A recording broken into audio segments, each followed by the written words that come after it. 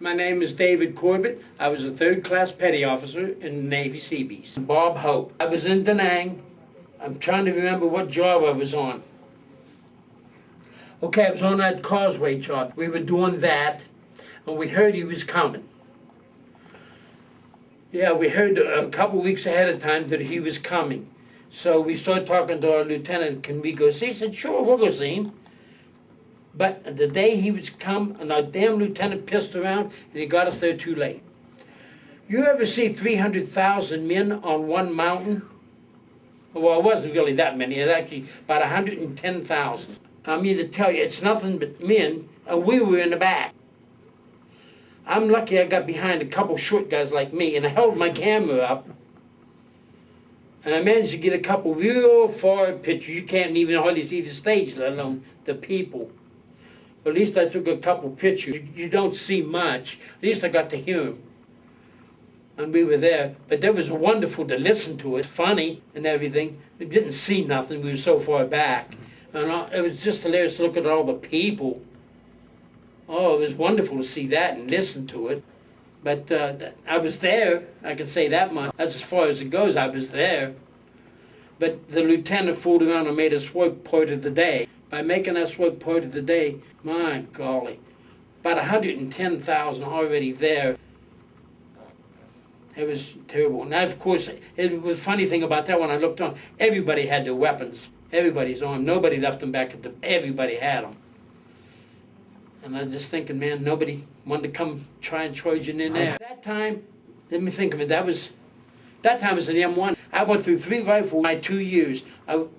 We started off with the M1, then I went to the M14, and I finished up with the M16. I went through 3 rifles in 2 years. I kind of liked the M16, but I never got to use them to really say which one. The M1 is wonderful, right? My golly, could that son of a gun shoot. Was that a great gun?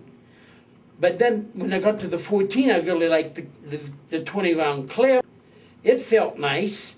But I only had it for like 6 months. And I never shot it much. I bet I didn't shoot that thing 500, not even 100 rounds. Then all of a sudden, bam, you're switching up weapons. Here, try this. Then we're out there with the M16. And we never really got the feel of that because we're always on deployment to Vietnam. We never carried it much. We're working. It was we never carried. We left them in the barracks most of the time. We never had them with us. And the hooch is what we called it, actually. We can call it a barracks, but it wasn't. It was just a wooden building. We left them in there. We never carried them with us. Couple guys would carry them and leave them in the truck. We had to be careful. Because you had a lot of Vietnamese people running around. You had to be careful. Somebody steal them. Responsible. You had to pay for it if it's stolen. So you had to try to leave them where you felt they were safe. My M1, when I was in that special ops, building that causeway, I left it hang so long, not me, but all of us. We left them hang in our barracks so long, they actually had almost a quarter-inch of dirt on them. And when our chief came in and inspected it, he walked down that line one day, he even forgot. He put his finger on all of them. He come back just a hollering. I want these by tonight. I want them spotless. We had to break them down just like in boot camp. And we almost forgot how. It'd been so long. We had to break them down and scrub them and everything, put them back, test them, just like in boot camp. He said, I want this done once a week. You're supposed to do it every day. But once a week wasn't bad. But hell, a few weeks later, we were gone. I was going back to Japan.